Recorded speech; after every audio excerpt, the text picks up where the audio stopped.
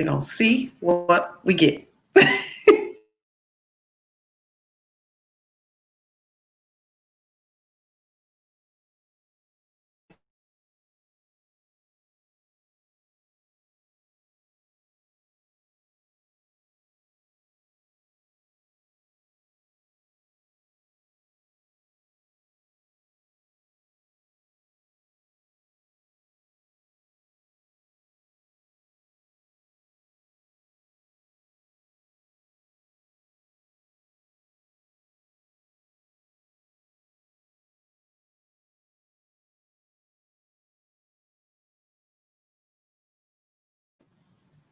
Okay. All right. I think my mic is working now. Let me double check this. It just went out for a second. Good evening, everybody. I'm Dr. Torri J. Happy Father's Day. I am happy to be on here tonight. I know it's Father's Day and some of you are spending time with your children and then some of you are not. We'll talk about that in a moment. I am waiting for my guests to get in here, but I wanted to just kind of open up the conversation as we delve into a topic that I know many people want to talk about and then some people not so much. But I believe that if we go back to the roots of who we are and how this whole thing got started, that we can bring solution to the situation. A lot of times we don't like to dig into the root. A lot of times we don't want to make that a thing. But the root of something is how it got started. And then once you go from the root, you can then begin to chop away and create a solution. If you do not know the root, then you can't create the solution. I have an awesome guest. I have Keith Lewis Jr. coming on tonight. Oh, Glenn, we're gonna continue to pray. I am so sorry. I'm sorry. I'm seeing Glenn pop on here. He said, yes, all alone again. Glenn, you got to call our organization and see if we can help you. I don't know if you've ever called, but call us and let us know if we can possibly help you. But as we're talking tonight, we have to remember just the truth of how we got here. And it's not easy. There's so many different tentacles and so many different situations. And like I said, I know people are definitely spending time with their family and others are not. And as we get into the conversation tonight with our special guest, I'm getting a little nervous because I don't see him on here yet. But we're going to delve into the socio-economic breakdown of the Black family. That does not mean because you are not Black that you cannot participate in this conversation. That is not what this is saying. What this is going to do is dig into the root of how we got here and then how others then came along in the process. So just bear with us as we get to that part of it. Just because it says the breakdown of the Black family does not mean that if you are not Black, you cannot be included in this conversation. I think some people need to understand how their situation even took place. They can say, oh, it's not about race. Oh, it's not about this. It's not about that. How this originally started was about race. I hate to tell you.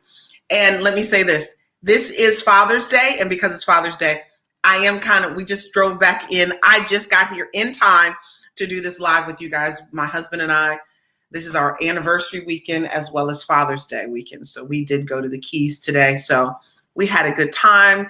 Kind of relaxing. It was hot, y'all. Can I have a sidebar real quick? It was so hot down in the Florida Keys today. We didn't stay long, but we came back just in time to do this conversation. And I want to be able to, hold on, to do it. Let me see. You to put your questions in the comment section for me. Okay, thank you, Crystal. I see Crystal. Thank you. Thank you. Oh, Attorney Colleen, thank you so much. I was waiting here. And Crystal, you know I know how this can be because mine was acting up. So when I was getting on an interview with her. So let me break down the person who's going to come on tonight. Let me break down who they are as they're getting on here so that once they jump on, we will be able to jump right into this conversation. Is that okay with everybody? Let me see. I want to close out some of my things here that are slowing down my computer.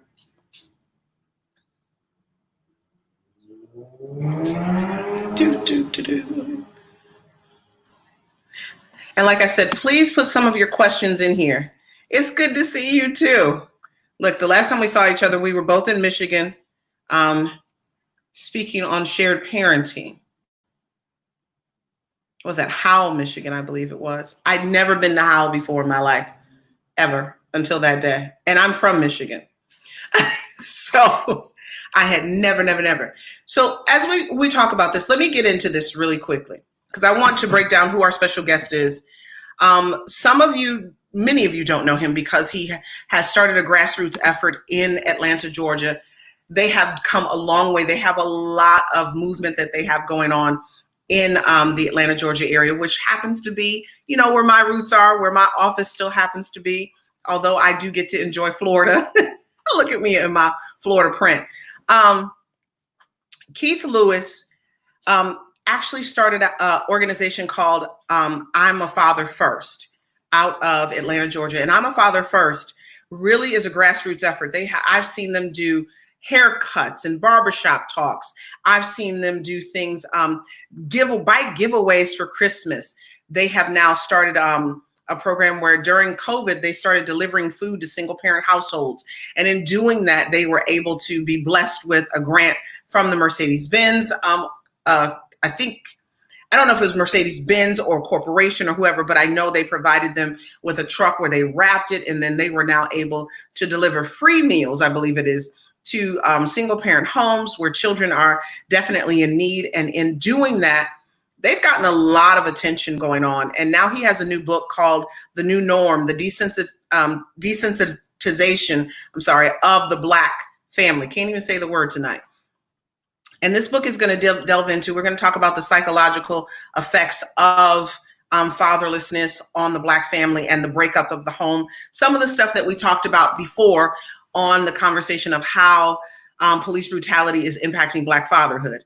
Once again, if you are not Black, please do not log off. Please do not jump off, because I know we'll have only so many people that we can see on here. But I also recognize that people watch it a different way. But I also recognize that this is the root cause of even your situation. And some people will say, oh, it's not about race. It's about cricket courts. It's about cricket judges. But some of that all of that started with the Black community. And if it started with the Black community, we have to delve into this particular topic. We have to get into this particular conversation, because if we don't, we will not be able to bring a solution to the table. So once again, because the word is Black, and I know everybody's sensitive about that word, do not log off because you think that this has nothing to do with you. Even Colleen, attorney, Colleen DeVries Bird, she is a family law attorney out of Michigan. And she's saying, I'm gonna put it up on the screen. She's saying, absolutely. So don't tune out because you think this isn't about you. It's all about you. We are the root. It started with us. And because it started with us, we have to start having these conversations about the Black community without getting touchy, without having issues with the conversation. Let it be uncomfortable for a moment, because you have to recognize that some things were about race. When this was instituted, and I don't want to go too much into it because I believe that Keith wants to delve into that, and I'm gonna banter with him and we're gonna have this conversation, but I don't want to get ahead of the interview. But we have to recognize how this started. It started because they wanted to break up the Black family, and they found a way to do it. And it was removing men from the home. And then before you know it, then they said, oh, well, if we can get money from poor Black people and then middle class, but maybe we can trickle this over into the white community. And that's how you ended up here, because we were originally the guinea pigs, if I'm just going to use a simple term. Hey, Linda. She said, hey, hero. How are you? So if we use a simple term, we were the guinea pigs for now what has become. There's no one who isn't affected by this.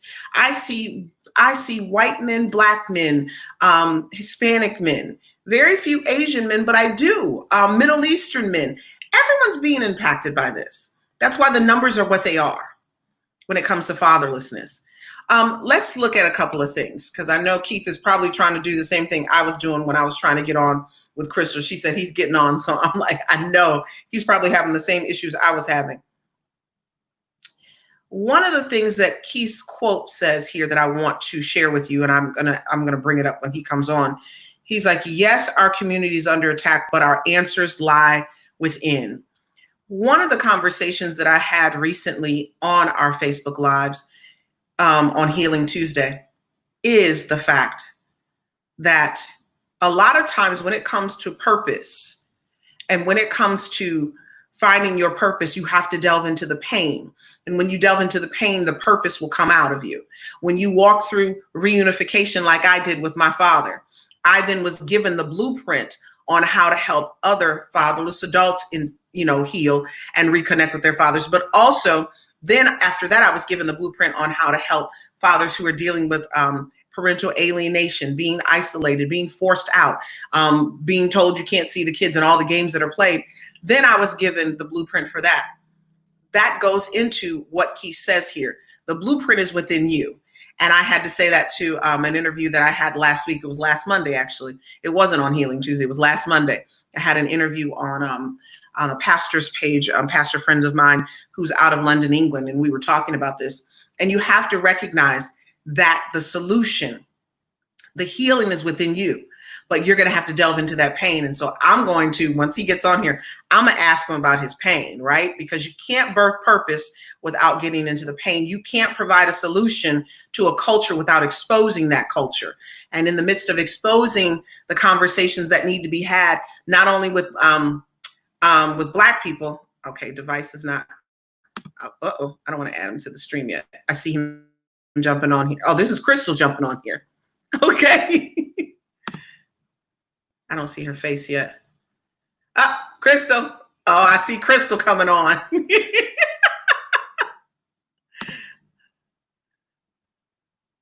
That means we got a hiccup going on.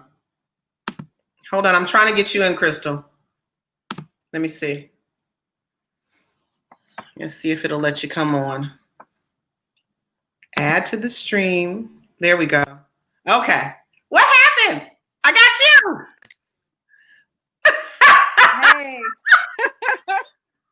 Happy Father's Day to all the fathers out there. Keith Lewis, author Keith Lewis, is tied up. He had an interview that went earlier and was out selling the book, and obviously that has gone a little long. So we apologize, but he's out talking to people and doing community work, which is exactly what the organization is all about.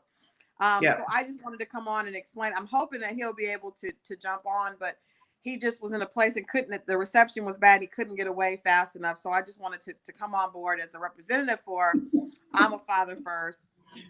And, thank you for all the work that you're doing with the fatherless generation. And we thought that there was a great opportunity to partner with the two organizations because I'm a Father First is really, it's from it's two men that are leading that effort.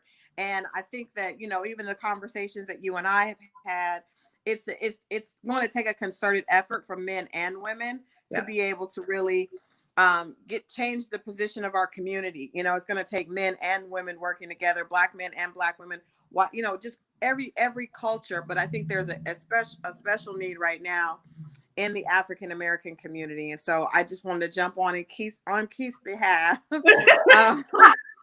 And just talk a little bit about how important, that initiative is, to all of us, really. Right. So let me introduce you as I've jumped you on here. I know people are like, where's the guy? Where's Keith? Okay. I know.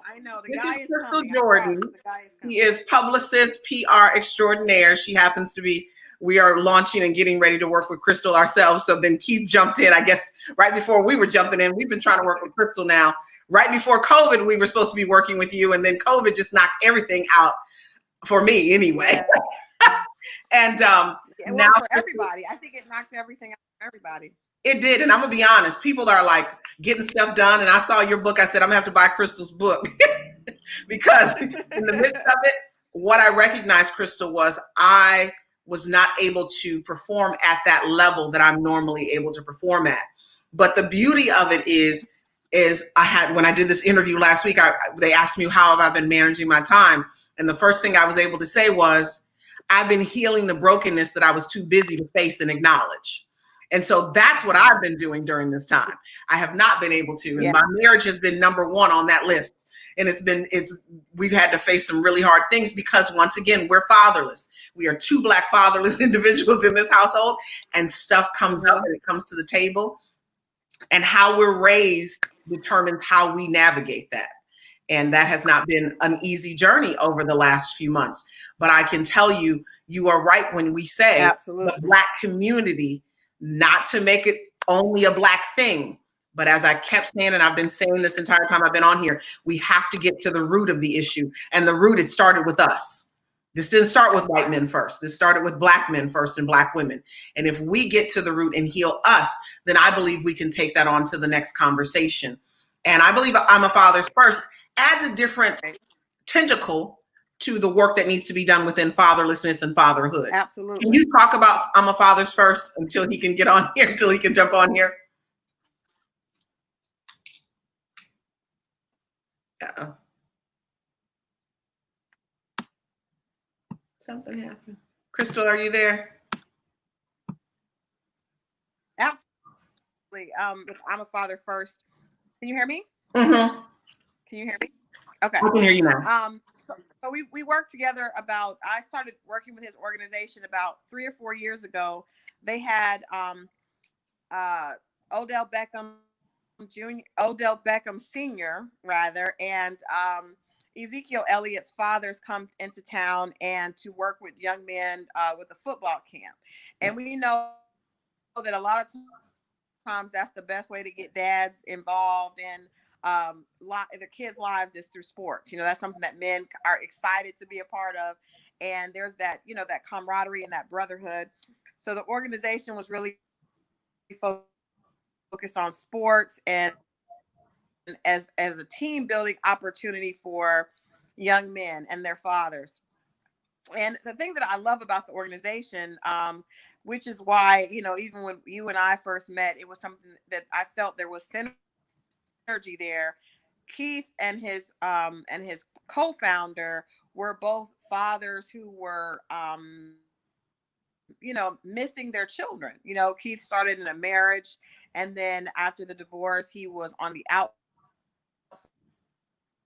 and so he realized what it felt like parenting from the outside, and he was a little bit depressed about that.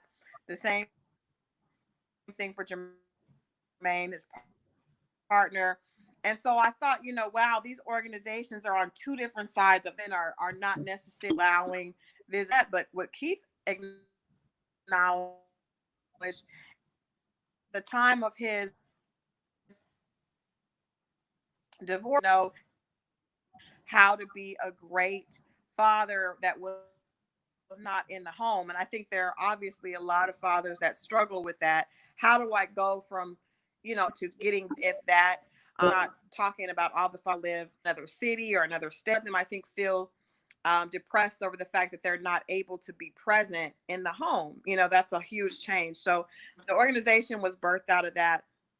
And then another piece of that was being able to but fathers in the community that see a missing link and are willing to help provide that. So we talk about them, doing bicycles. I heard you mention that. The fact that they've done community giveaways. They did free haircuts this weekend for children that live in single parent families. So really it's about the community kind of standing in the gap for men that aren't able to do it at the time. And I think. Right. Uh-oh. I lost Crystal too. Okay. We're going to keep this rolling. See? Technology. I was reposting this video in this live. So one of the things that Crystal said that I want to piggyback off of and I want to kind of jump into is this whole conversation. Okay, she's coming back. Yeah. Crystal, I know you were kind of choppy there. Let's add you back. I want to piggyback because you were saying something that I think is important, and your reception is even better now. You were saying something that I thought was good that I want to deal with, because even Glenn here, he said, I want to put this up here. Show. He said, what age is, okay. Mortally correct for these thieving cartel run courts say no. Okay, I got you. I got where he's going. He wants to know what, I get it. We'll get into that in a minute, Glenn. Give us 1 second. Because Glenn is passionate. Glenn has been on my life. Yeah, well, He's passion is passionate. important. And it's important. And we mistake their passion in a courtroom. They call them aggressive. They call them all of these names when a man is passionate. But then we'll run in the street and tell them, oh, you guys don't really want your kids. So it's a Right. crazy dynamic. But you were talking about parenting from the outside. And how men have to parent from the outside. A lot of men who are on our page who are going to watch this, because some of our men, they are with their children, which I'm super excited. So I know they're not watching now, but they will watch this later, right? So tonight we have their kids, they will drop them off in the morning, or they're in the midst of dropping them off now. But that parenting from the outside, wanting more time with your children 6 days out of the month doesn't cut it for some of these dads. We know, once again, we will say it. I don't like the qualifiers, but I will say I know deadbeat dads. I've met 5 in my program, and I've moved them on, and they mad about it, right? So they put stuff online. We keep it moving. But majority of these men in this day and age are fighting to be there, but they're parenting from the outside, and it's causing them some emotional pain. What do you know about that, Crystal? Well, like I said, I think that's the basis of what I'm a Father First was about. And so when I talked to Keith, it gave me another perspective as a mom, because you don't always realize. I think that something that we have to realize is men don't communicate their pain the same way that women do, right? And so you see women crying or the kids are controlling them. Dads are, they're not likely to show their emotion when they're missing their children in the same way. And I think that we have to be mindful and understand as women that just because he doesn't cry or show emotion the same way that we do doesn't mean that he doesn't miss his children, doesn't mean that he doesn't want to be a part of their lives. And so I think that's one of the big misconceptions and breakdowns in communication when you have these guys go. A lot of them, I've talked to men afterwards, after they go through a divorce, and a lot of them didn't want to settle for 2 days, 4 days a month, 6 days a month, but they didn't think they had a choice. They don't feel like they have a choice to stand up and do anything else. And so they take it, and then they become depressed, or they, decide, well, they kind of like take themselves out of the equation, and I think Keith, kind of struggled with that. And some of the other men that I've talked to that have become a part of the organization have done the same thing. It's like, they don't really know how to deal with it. So they'll just kind of take themselves out because it hurts too much, and I think that's huge for women to hear, that is a part of, what men go through. A lot of times we just assume their silence is strength, and that doesn't necessarily mean that. When you even say that it hurts too much, so they take themselves out of it. I'm a minister first. And it's the scripture that my organization is based off of. It's Luke 1:17. The spirit of Elijah will come. That's what's on me. And it will turn hearts of fathers back to their children. And when I asked God about that one day, I was like, so fathers don't love their children? That's what that sounds like when you read it. But if you get into the in-depth part of that, it's that they had to turn their love off for a little while, or they had to turn it down, because otherwise they were not going to cope. They were not going to make it. They were not going to survive. I know 7 men within our shared parenting and fathers' rights community who committed suicide last year because the pain was so great. The suicide rate within this is super high. I don't even know the numbers. Maybe I see Chris on here. Chris Cole. Chris, do you know the numbers to that? Chris might know, but this thing causes so much pain, and it's something that I am working on. There were some things I was able to get done, so now I'm working on something that will expose that to our world on how this is impacting fathers, because you're right, we don't know. We see the superheroes. They put the S on their chest, and even if we didn't have a father, we don't really know. We fantasize what a father looks like. So we think every father's supposed to be strong and tough and take whatever it is we dish out. But when their children is involved, when the children are involved, I'm gonna tell you right now, it's kryptonite to Superman. Yeah, that's what it is. And so you can't tell me he's supposed to fight when you're asking him to fight the person who's raising his child every day. You're asking him to fight and take out the person who is also part of the lifeline to his child. Right. How do you navigate that? And I want to ask I know you know some stuff about the book, so I'm going to ask because he probably ain't going to be able to get on here. I'm going to be honest. I know it doesn't look like he's going to. That's okay. We'll get it one day. Apologize. So those who are tuning in, Keith Lewis is tied up. It is Father's Day. He is releasing his book on the same day. He had a lot of stuff going on. I didn't today. It's my anniversary weekend, and we kind of put some stuff on pause because of that. Because once again, that's what my focus has to be today. And my husband is a father, so we get to celebrate him. Absolutely. Did you go down to the front desk and check? No. Will you please? Pretty please. Because I think he's supposed to have some gifts coming in the mail too. And so from his daughter and from me, I lost some stuff. I gave him I told him about one gift. But how do we as a Black community delve into the fact that the rest of the world has been desensitized to Black men as fathers? How do we do that? How do we deal with that? Do you know? Well, we had a conversation about this. I think there's two pieces to it. I think that the rest of the world has been desensitized to Black men, period. That's why we see that when people were forced to sit down and pay attention, the visual of George Floyd being on the ground and that white officer's knee on his neck, it resonated in a different way, because I think for so long we see these Philando Castile, Trayvon Martin, all these cases, white, non-African Americans did not see them as human, did not see them as, their own fathers and brothers. So I think that's the first part, is that the non-African Americans are desensitized. But then another problem is African Americans are desensitized as well. Yes. And so we have, subconsciously started to buy into the narrative about ourselves. And that's where the root of the problem starts. And the book talks about the community and the fact that it is our responsibility, and more importantly, men's responsibility. It's written from a man's perspective on raising children to be successful and not accepting less, and realizing that I do have a responsibility. I have to rise to that. I have the capacity to do that. And just saying, wait a minute, you look around and you see our communities and they're missing men. They're missing men. They're missing men in leadership roles. I'm all for, women being in leadership roles. I'm a woman is in a leadership role. And Keith has other women on the staff.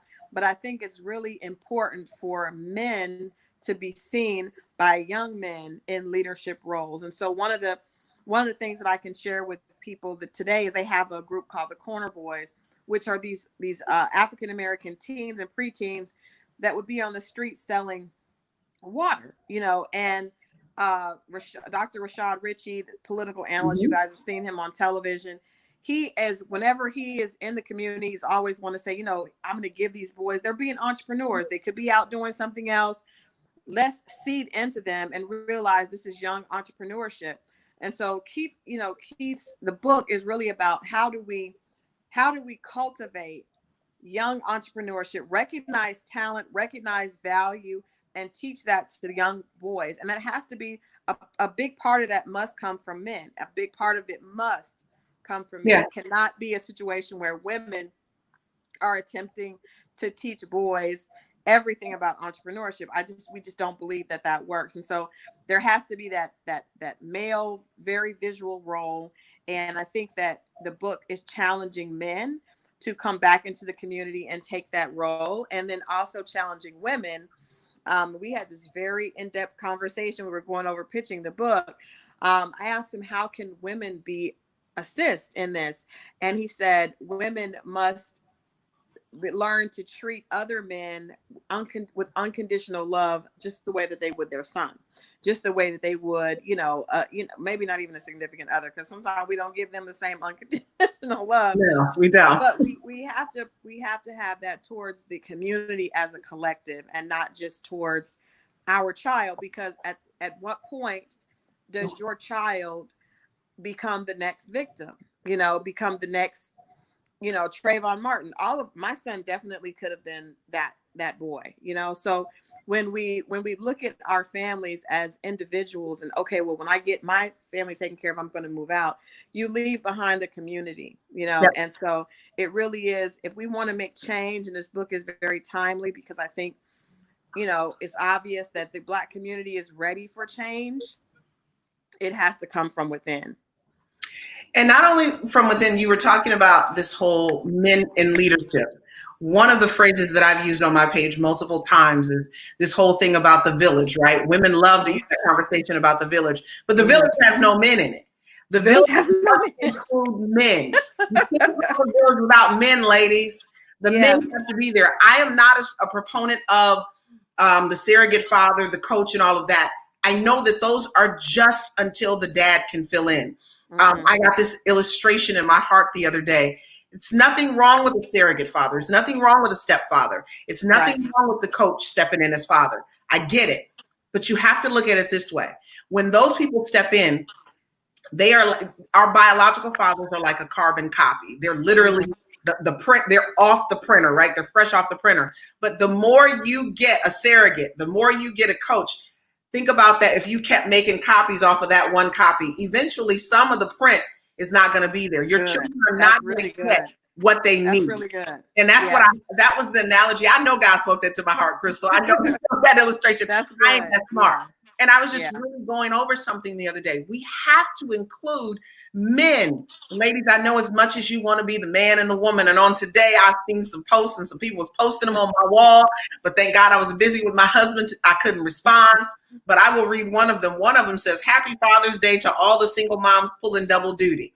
Well, you can't pull double duty. You can't become a man in the midst of a situation. God didn't create you that way. You do not have the internal functions on how to navigate and raise your children that way. You just don't have it. So what you have to do is provide those men and put those men into your child's life until their father comes around, and leave the door open. Crystal knows I'm the leave the door open girl. We've had it already. Leave that door open. I can say this, and I'm just, you know, I'm taking a leap of faith. I'm just going to be very candid. I was a single mom after getting divorced, and because the divorce was so painful and there were so many things that I felt were unjust towards me, I never, kept my kids from their father, but I think it was such an unwelcoming atmosphere that I may have created and it wasn't on purpose. It was always because of, I was just, very, very hurt and very surprised. I need to pause because you said something that people need to hear. You didn't do it on purpose. I didn't. It was by surprise. Number one, it was fearful for you. It was painful for you just as much as it was for them. And so ladies don't know how to navigate this either. And so they're navigating it maybe sometimes with bad advice. They're navigating it from a place of fear. They're navigating it from a place that you've hurt them. Yeah. And I want to say this because I don't know if men understand this. And I don't know, like to this day, I read something that my ex-husband posted that he spent many Father's Days alone. And it broke my heart. You know what I mean? Because I never was trying to create that environment, but I don't think we know how. First of all, we don't really know how to do relationships. I got married extremely young. So when there was a divorce, and all of a sudden I wake up one day and a man says to me, we made these kids, we had this great relationship and I loved you, but I don't love you anymore. And I don't want to be with you anymore. I want to be with another woman, but I still want the kids. That is overwhelming and I understand at this point in my life, you would say, okay, well, the mature thing to do is but at that point, and even still, it's not even really about age. The heart and feelings maturity is one thing, but just, you can't control that. So I did, like I said, I did not forbid him, but my hurt became bigger than the understanding that the kids needed both of us. So as a result, he was in another city with another woman. My children didn't want to be a part of that because they saw how bad it was hurting me. Yes. And I can see now that I have friends that have said, well, my daughters don't want to hang out with me. And I want men to understand children should not be in that place, because a child still looks at mommy's crying and sad.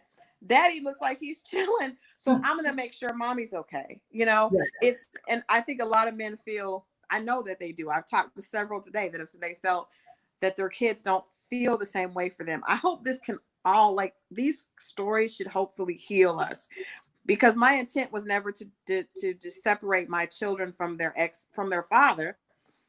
I was just, surprised to know that he wanted to move on and did not know how to do that correctly, Yeah. And I think what I would have liked to see is, maybe, I think when families are separating, counseling, therapy is needed, because if there had been someone that we could have sat down with to help us through that, I think it would have been better. Because to tell me you have to deal with the fact that he doesn't want you anymore, he has another woman and they're together and they're happy, but the kids are still, it's like, I'm no longer a wife, but I'm still a mother.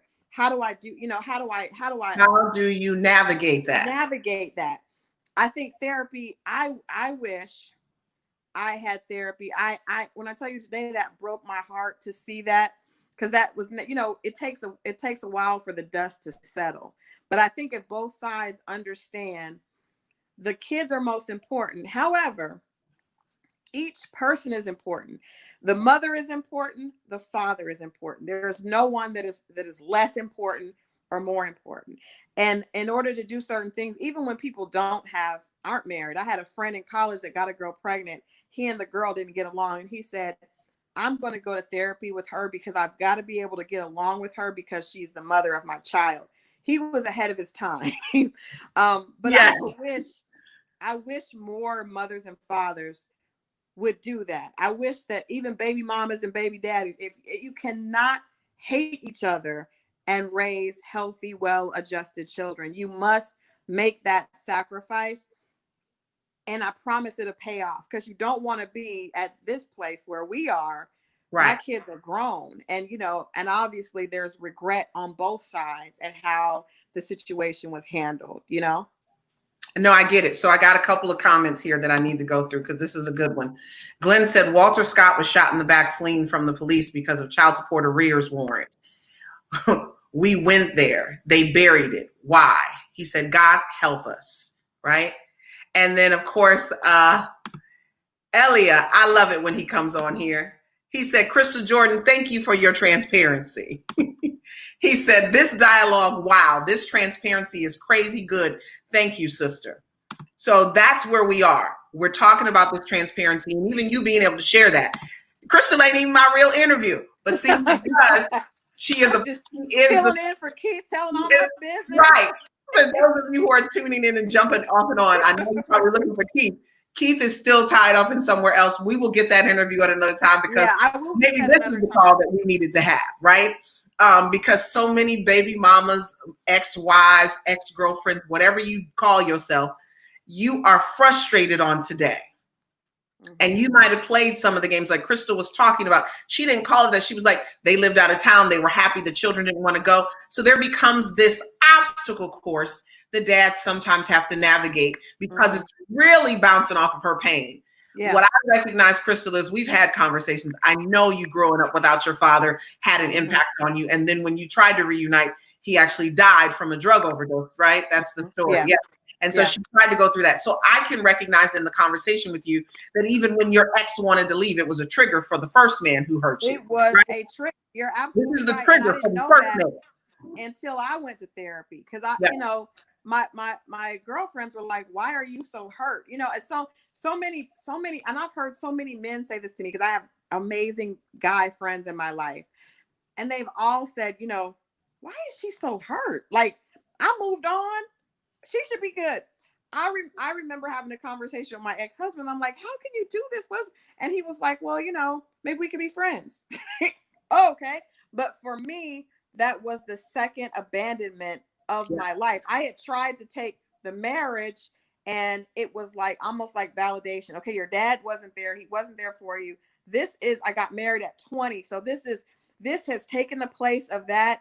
And then when he decided, oh, I don't want to be with you anymore, I want to be with another woman, then it's like I had to deal with my father's abandonment all in the same thing. So all that's wrapped up into my pain, and my children are watching that and they see daddy hurt mommy. And so it's not that they don't love daddy. They just feel like they have to protect.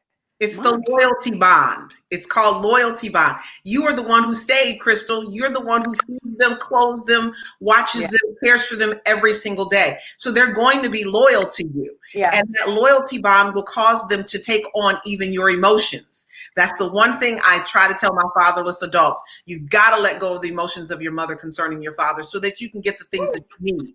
Okay? Because if you don't, you're going to constantly navigate not only that situation with your father, but the situation in relationships. If you're a man, how you perceive women is not in a good light. Some men aren't trying to grow up, Crystal, because how they perceive manhood is from their father.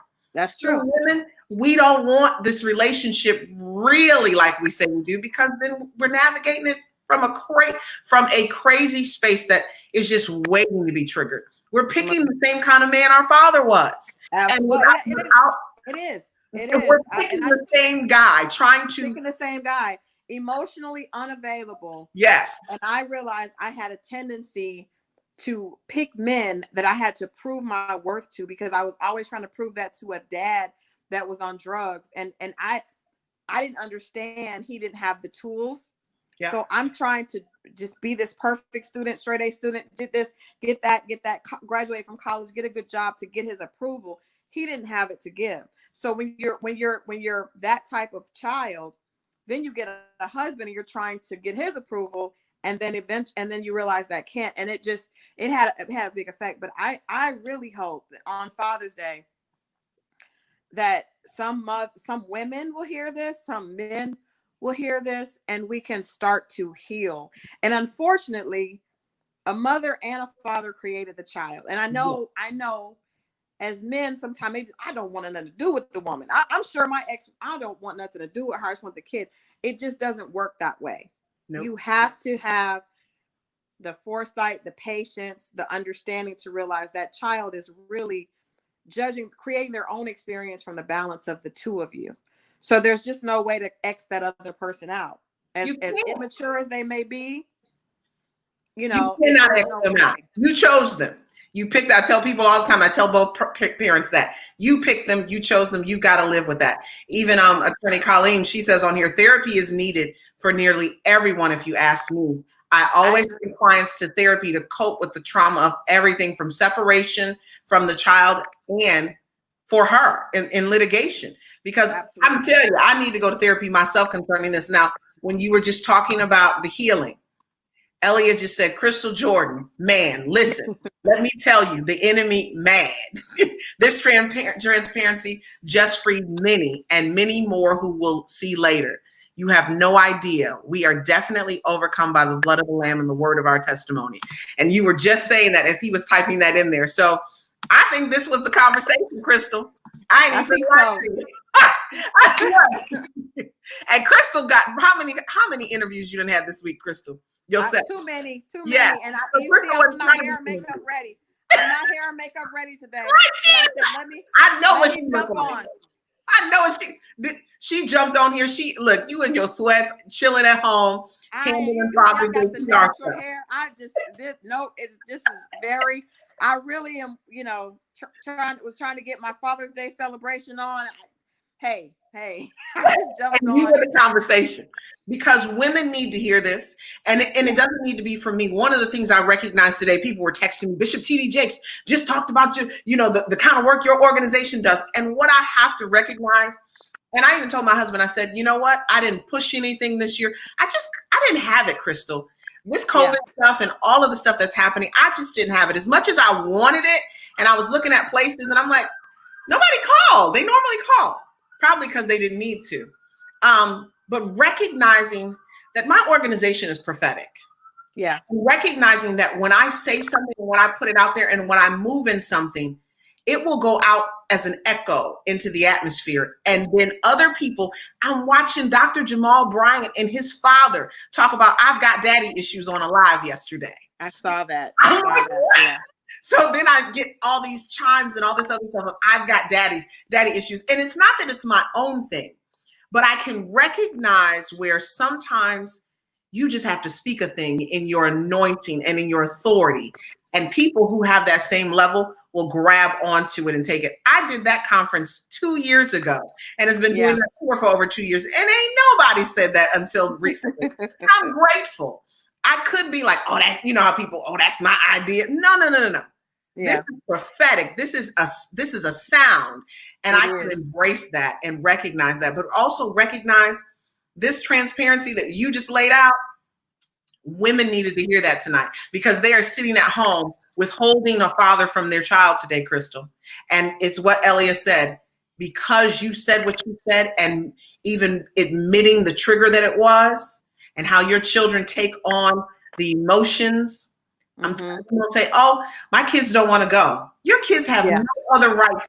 There's nothing else in your household that your kids can tell you they don't want to do and can get away with it only when it's seeing their father.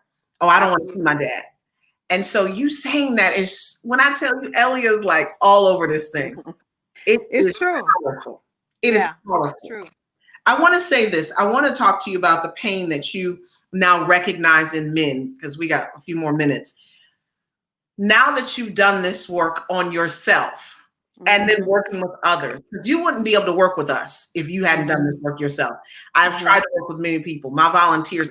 People walk away real quick, Crystal, because they haven't done the work on themselves. Yeah. Now that you've done this work on yourself, what do you recognize concerning the pain in men? Not only your ex, but also the men that's in your circle and the men that you've talked to today. What do you recognize from that pain, that in that pain?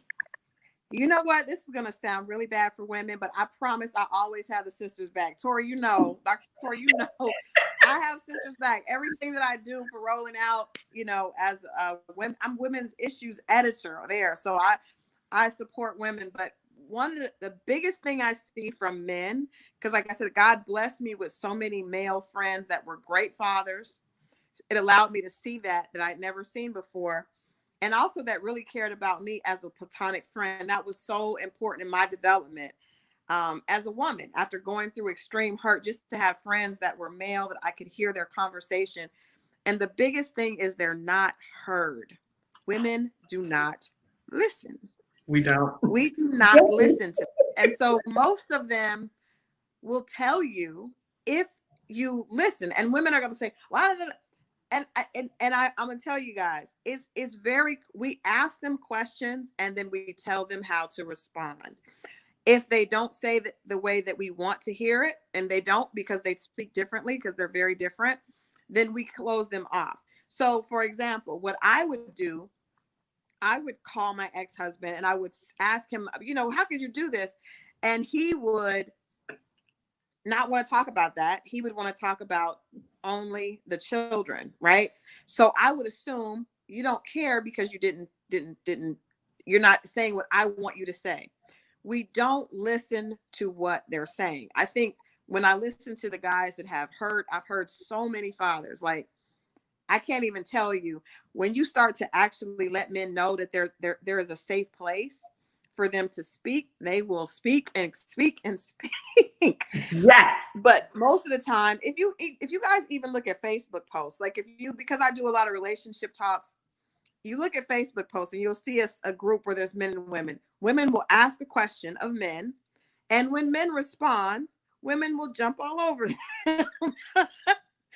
And I love y'all, my sisters. I do it too, but it doesn't allow them to speak. And what happens is when men are rational. So when they see that there's not a safe place, they withdraw. Yep. They're going to go to the alcohol, or they're going to go to a whole bunch of other women, or do something else. Or another woman.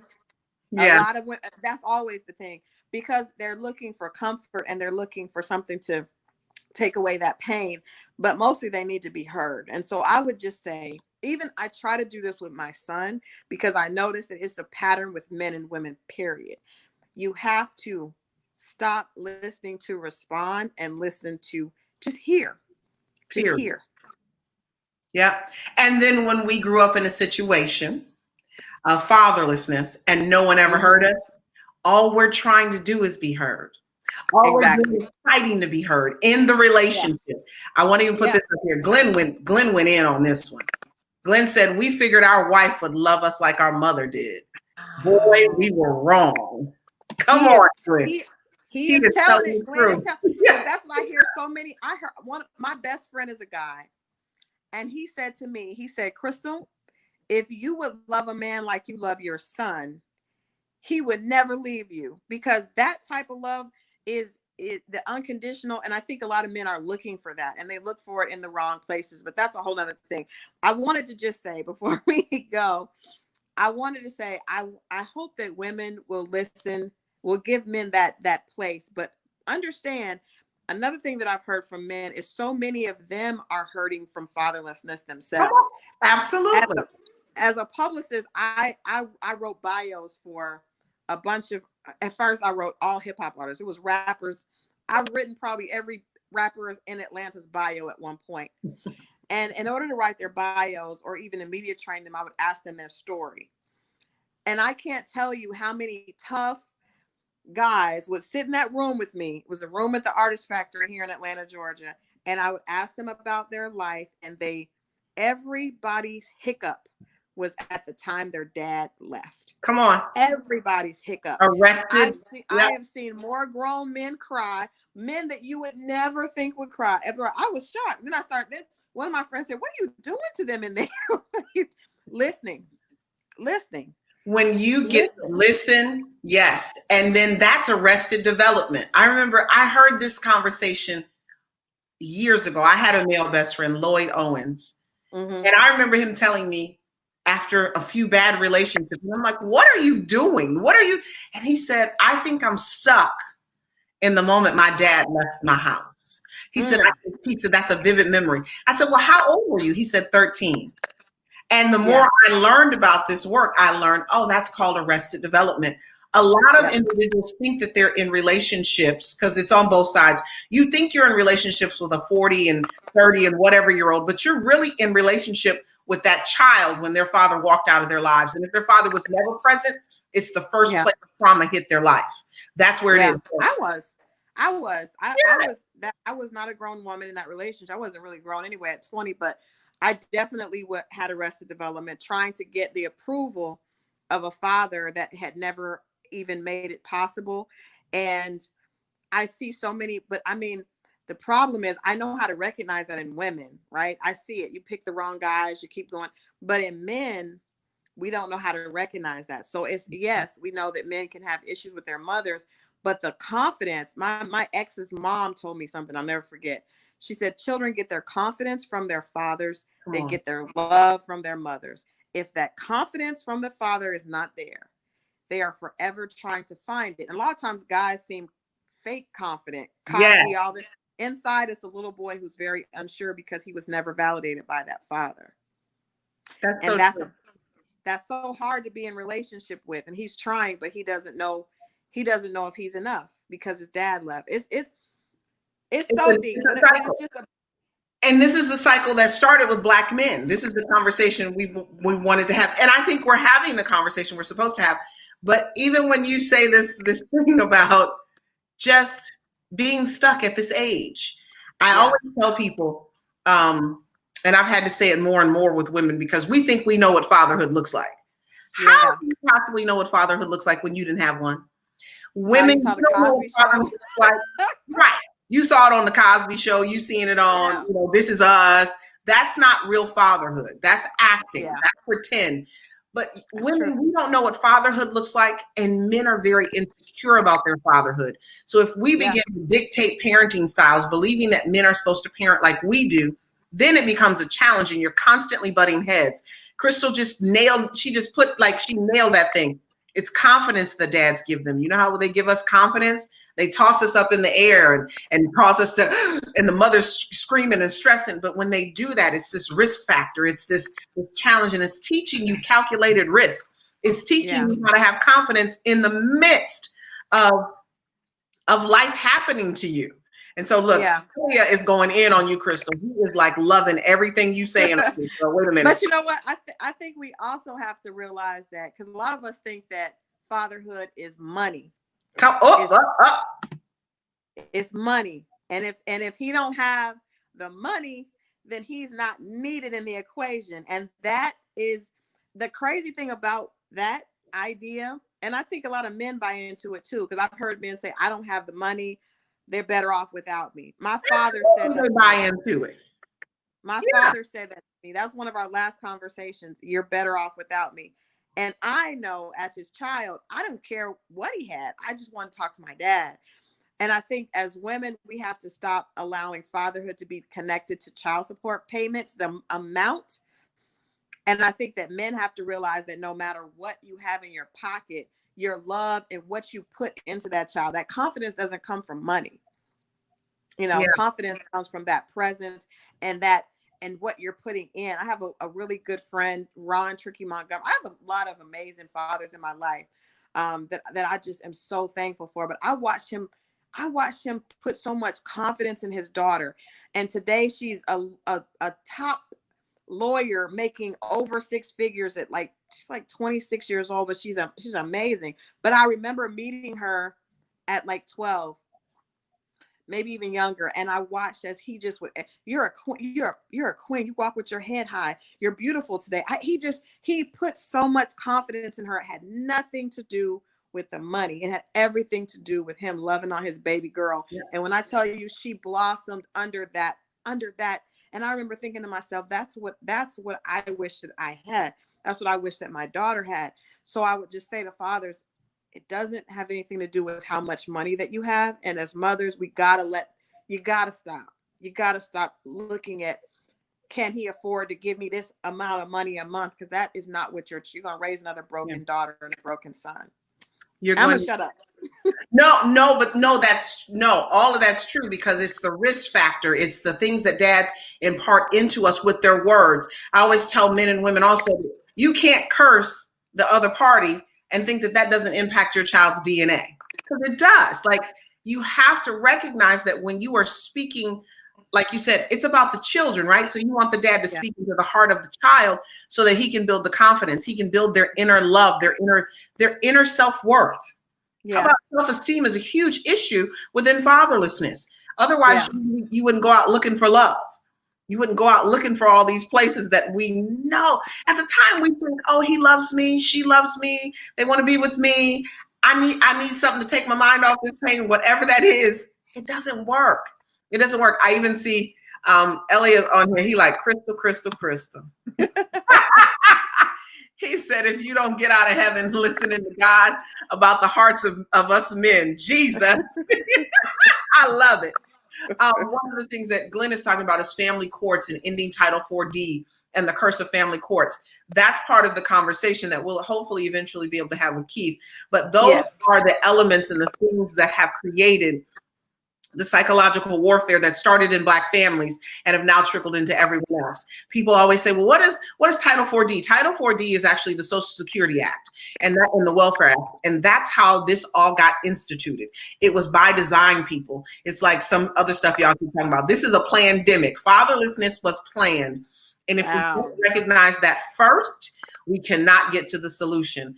Crystal, tell people where they can find you and Keith so we can get off of here and tell Keith we will get on another segment. I gotta say, well, first of all, you can find Keith at imafatherfirst.org, and that is first spelled with the number 1. You can also go to www.keithalewisjr.com. And you can follow him on Instagram at Keith A. Lewis Jr. and I'm a Father First is on Instagram as well. You can I actually have a book out myself. It's called How to Win When Shit Happens. And a part of that was from everything that I went through after going through my divorce, acknowledging the pain and the huge hole in my heart growing up without my father. So my uncle was very inspirational in my upbringing.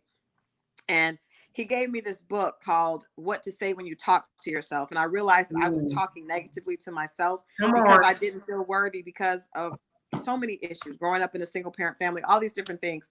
So all of that is, and then we went through a pandemic, and then I was like, you know what? So I wrote this book to help people. It's just affirmations. You have to train your mind, right? You have to train your mind. It doesn't come naturally to anybody. Everybody that I've been around that's successful, and I've been blessed to work with some very successful people. They all have a different mindset. Yeah. And so the book is called How to Win When Shit Happens. Shit has happened. And we still want to win. We don't want that to affect us. So you guys can get a copy of the book. Just go to the website, www.howtowinwhenshithappens. You can follow me on Instagram at EnchantedPR, Facebook, Twitter. I'm at EnchantedPR everywhere. But you can go to Amazon for a copy of the book or the website. Well, Crystal, I'm going to tell you, Ellie is on here. He was like, this live has blessed me mightily. Thank you. Aww, and then Glenn said, Walker Scott is my brother. See, Glenn, and Glenn is a white man. So I know what he's talking about. Glenn is letting us know he is in solidarity. He is an ally, and he understands the conversation. You guys, I want to thank you. Happy Father's Day. Yes, happy Father's Day to both of you. And all of you who are watching and those who will watch later, replay. Y'all heard me in the beginning, put replay in the box. I want to hear you guys talk about this. I know people are going to share this out because Crystal says some real stuff.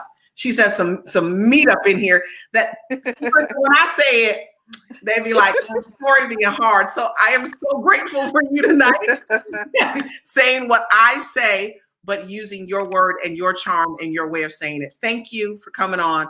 And we'll talk to Keith sooner or later. We will. We'll get Keith next week. We'll get him next time. Thank you so much. All right. Dr. Thanks. Torri. All right. I'll talk to you later. Bye. Bye-bye.